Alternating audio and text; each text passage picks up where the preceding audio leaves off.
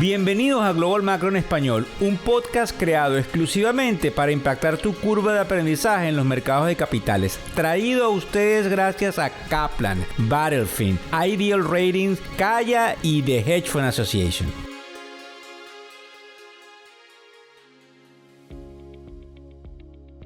Hola, ¿cómo están? ¿Cómo les va? Hoy es jueves 9 de marzo del año 2023. Buenas noches, buenas tardes o buenos días, dependiendo no solamente de dónde nos estás escuchando, en qué lugar estás ubicado, sino también en la hora en la cual sintonizas este podcast que, como tú sabes, te lleva las noticias económicas y te las explica dentro de un esquema que hemos denominado Global Macro, porque nos afecta todo lo que está pasando directa o indirectamente. Fíjense bien, en el podcast de hoy vamos a estar hablando de varias cosas importantes. Número uno, ¿qué es lo que está sucediendo en Japón y en China en materia económica y por qué nos importa como que demasiado? Después vamos a hablar de ese proceso de las curvas invertidas, que en definitiva tienen a todo el mundo que trabaja con estadísticas sumamente confundido de hacia dónde vamos en materia económica, además de que mañana sale lo que se denomina el Non-Farm Payroll, que serían toda la parte de la nómina de los empleos que no son de granjas, para todos los que nos escuchan que quieren entender toda esta nomenclatura en inglés que en definitiva no puede totalmente traducirse al español porque hay ese proceso que nosotros también denominamos el famoso Spanglish. Vamos a ver qué nos trae y qué nos arrojaría ese número que nos va a afectar a todos los que estamos en el globo terráqueo por el proceso de las tasas de interés, además de una opinión personal que tengo luego de que el lunes me pasé el día en una conferencia con muchísimos economistas de mucha trayectoria y observé escalofriantes posibilidades desde el punto de vista estadístico. También en la última hora, antes de arrancar, quiero decirles que hay muchísimo miedo porque Rusia ha puesto en marcha una cantidad de misiles de alto alcance que están lamentablemente haciéndose sentir por todo el suelo ucraniano, y como ustedes saben, esto es sumamente peligroso porque aquí están puestos sumamente, digamos, en peligro algunos componentes del suelo europeo. Pero lo positivo es que por lo menos China, como se supo, y lo pusimos en el newsletter del día de hoy, que también les quiero recordar que se inscriban en factoreseconómicos.com, porque les llega esta noticia de que China estaría, oigan bien, apostando de que la guerra se acaba en el verano por un proceso de paz que ellos están tratando de aprovechar, de entregar a todos los actores de esta guerra. Porque los actores de esta guerra lamentablemente no son nada más Rusia y Ucrania, sino todos los componentes de países que se ven envueltos en la misma.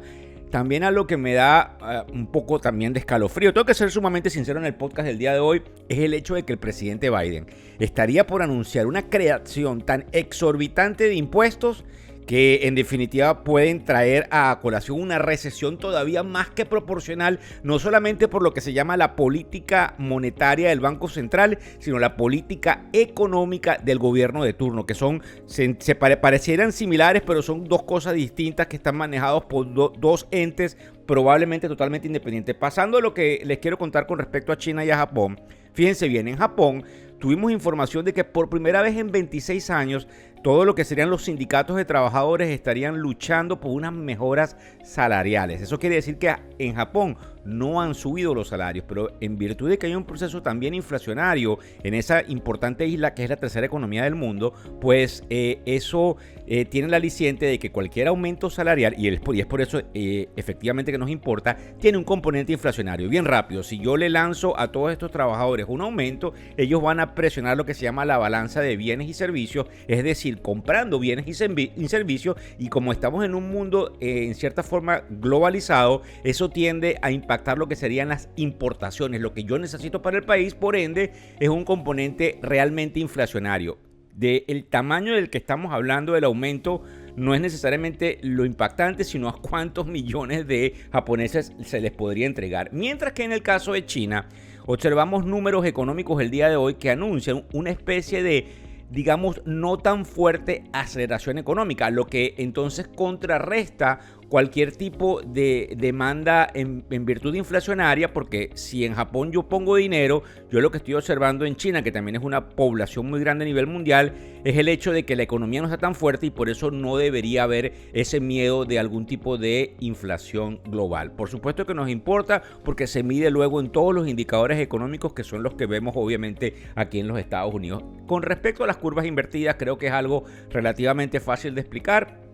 Si yo le presto dinero a alguien en el, digamos, largo plazo, le cobro más que si se los presto en el corto plazo. Pero resulta que cuando se invierten esas curvas, es decir, cuando mis tasas de corto plazo son más altas que mis tasas de largo plazo, pues indudablemente esto da pie a lo que se llaman las curvas invertidas. Pero ¿qué es lo interesante y lo importante? Estadísticamente, cuando trabajamos con la data, nos damos cuenta cuántos eventos se repitieron en el pasado y cuáles fueron lo que serían las consecuencias de esos eventos. Cuando nosotros observamos lo que sucede con el bono a 2 años y lo comparamos con lo que sucede con el bono a 10 años en términos de rendimiento, nunca había visto desde el año 1983, creo que fue,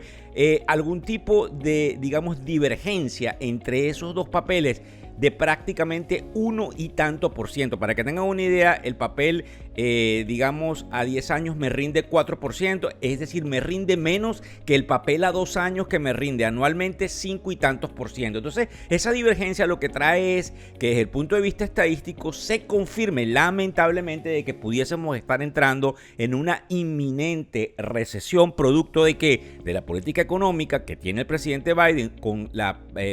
probabilidad de subir impuestos exorbitantemente, vuelvo a repetirlo, exorbitantemente, algo que no hemos visto quienes emigramos a los Estados Unidos a principios del año 2000 hasta el día de hoy, y también obviamente la política monetaria del Banco Central que se centra en subir tasas de interés para desincentivar lo que sería la inversión e incentivar lo que sería el ahorro. Ahora bien, el número del empleo del día de mañana. ¿Por qué nos importa? Porque resulta que cuando nosotros estábamos a principios de febrero observamos que el número del empleo de enero había sido muy fuerte, algo que le inyectó mucho temor a quienes son estos líderes del Banco Central, no solamente de los Estados Unidos, sino a nivel global, de por dónde está la inflación americana, porque hay algo que también se lo hemos explicado en este podcast que tiene que ver con un análisis que hizo un economista muy famoso en los años 30 de nombre Philip y que tiene que ver con la curva de Phillips, donde él sencillamente decía algo muy fácil de entender: si tengo más empleos, tengo a más gente demandando o comprando bienes y servicios y por lo tanto tengo más inflación. Es decir, hay una relación directamente proporcional entre el número de empleos y la inflación en la economía. Si yo quiero tumbar la inflación, yo debería tumbar la cantidad de empleos que tengo para que la gente no tenga la posibilidad de consumir bienes y servicios. ¿Qué es lo que pasa? Que si yo tengo los números que me indican que el empleo está muy fuerte, entonces la medicina, si soy el señor doctor, el señor Banco Central, es: tienes que darle más que una subida más que proporcional a las tasas de interés. ¿Cuál es el miedo? Que ya, como nosotros observamos que estamos en la víspera de lo que se el día con ese número, el mercado está pronosticando, el mercado se adelanta a esos indicadores económicos. Es por eso que es tan importante cuando yo les digo a todos ustedes que los índices, que son los que marcan por dónde va el mercado, son el termómetro de la economía. Entonces, todos estos índices que están manejados por seres humanos que a su vez trabajan con data que se les mete a las máquinas, fundamentalmente nos está diciendo que estamos esperando un número entre 175,000 y 224,000 empleos creados en el mes de febrero del 2023. Pero si eso se va hacia arriba, que hay un temor importante, porque hemos visto, por ejemplo, para que ustedes tengan una idea, las rentas me siguen subiendo en algunos lugares. De hecho, en Nueva York tenemos unas rentas históricamente altas. Y eso obviamente tiene que ver, ahora ustedes lo entienden, por la cantidad de trabajos que hay creados en la economía. Pero también el precio de los carros usados hace 2 días marcó un crecimiento de un 5% intermensual. Es algo que no se había visto desde el año 2009. Y ese era un indicador que había empezado a caer más o menos en octubre o en septiembre del año 2022. Volvió otra vez hacia arriba. Entonces el temor es que nosotros tengamos una creación de empleos, que entiéndanlo, sería excelente, la gente tiene empleo, pero por encima de 244,000. Por eso hay que estar tan, digamos, pendiente de ese número mañana a las 8:30. El papá Banco Central puede decir: ok, eso quiere decir que tenemos que aumentar la dosis de las subidas de tasas de interés, y ya vamos a ver antes del final del podcast cuáles serían esos, digamos, reuniones que hay en el tapete donde ellos podrían venir con estas medidas importantes. ¿Por qué nos importa? Porque nos afecta. Tasas de interés nos afectan en las tarjetas de crédito, las tasas de interés nos afectan en la línea de crédito de las casas. Las tasas de interés están creando un problema importante desde el punto de vista hipotecario, y tú obviamente si vas a comprar un automóvil, hacer lo que se llama en Estados Unidos un lease, lo vas a sentir. La tasa de interés, lo queramos o no, es algo que no nos podemos esconder, inclusive sin siquiera tener ningún tipo de deuda. Ahora bien, como les estaba diciendo, me pasé el día lunes en una conferencia de un foro que se llama el Greenwich Economic Forum, que trajo, digamos, a varios miembros del mercado de capitales internacional y de los Estados Unidos a la ciudad de Miami. Y estuve un poco, digamos,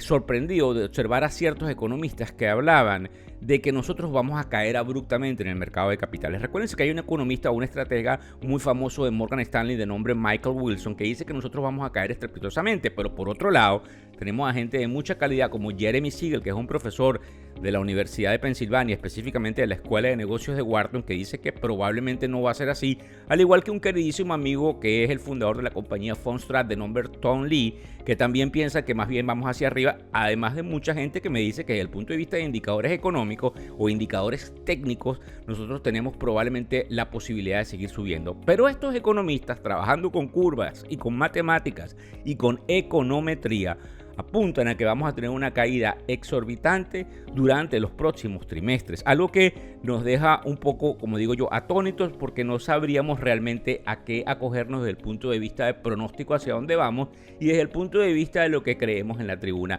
Particularmente la opinión de Víctor Hugo Rodríguez, que es este servidor que se aparta entonces de la compañía que representa factores económicos, es que ni tan calvo ni con dos pelucas estamos en terreno de nadie. Sigue existiendo una liquidez más que proporcional, que me implica que cualquier retroceso lo van a volver a comprar, pero también hay una realidad: cualquier tipo de problema económico que pueda venir por una subida de tasas de interés que dure mucho tiempo puede poner en riesgo lamentablemente el sistema bancario y lamentablemente el sistema de los bienes y raíces. Para que tengan también una idea,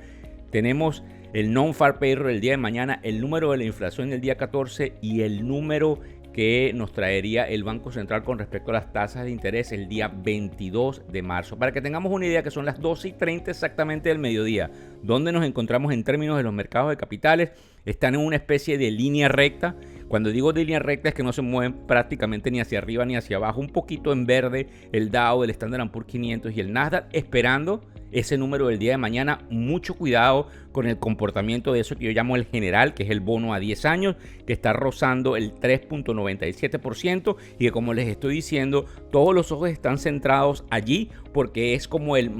indicador que marca la tendencia de hacia dónde vamos por tasa de interés, y todo lo demás tiene una excelente correlación con ese indicador. Para los que me preguntan del cripto, están pasando muchísimos problemas en ese mercado producto de la caída de un banco que se llama Silvergate, que en definitiva tenía una especie de, digamos, nicho de mercado que trabajaba con las criptomonedas y con los cambios a dólares o a euros, y entonces ese banco está en total liquidación. Eso es algo que le vamos a llevar a través de los reels, que son lo que nosotros ponemos en lo que serían las redes sociales, donde ustedes también podrían entender. Y para culminar, hemos lanzado una especie de sorteo donde ahora ustedes, sus hijos o sus nietos tienen la posibilidad, una vez que se inscriben en factoreseconómicos.com para tener el newsletter diario, de referir a ciertas personas a las cuales probablemente también les da un beneficio tener información en español todas las mañanas, donde fundamentalmente participan en la idea de que entren a estas conferencias que son sumamente interesantes, de carácter no solamente gratuito, sino totalmente transferible. Así que muchas gracias por seguirnos a través de todas las redes sociales. El día de mañana, Dios mediante, debemos también estar tratando lo que sucede luego de ese número tan importante de lo que serían la creación o no de empleos en el año de febrero, que será a las 8:30 de la mañana, y analizamos qué es lo que nos trae antes de ese número inflacionario entonces que viene el martes 14 de marzo. Muchísimas gracias a todos ustedes, nos vemos por las redes sociales. El podcast Global Macro y de Factores Económicos ofrece una visión global de los mercados de valores, y dicho análisis es producto de la compilación traída por diferentes fuentes de investigación de mercados institucionales. Por motivos y declaración regulatoria, este podcast no debe ser interpretado como una recomendación precisa en inversiones, bien sea en productos y o vehículos financieros. Y además, sugerimos consultar con su respectivo asesor particular de inversiones o su equivalente en caso de suscitarse cualquier duda que pudiese derivarse de nuestra fuente informativa. Este podcast es narrado por Víctor Hugo Rodríguez, quien es un conocido profesor y comunicador financiero, cofundador de la plataforma educativa ilafin.com. Muchas gracias.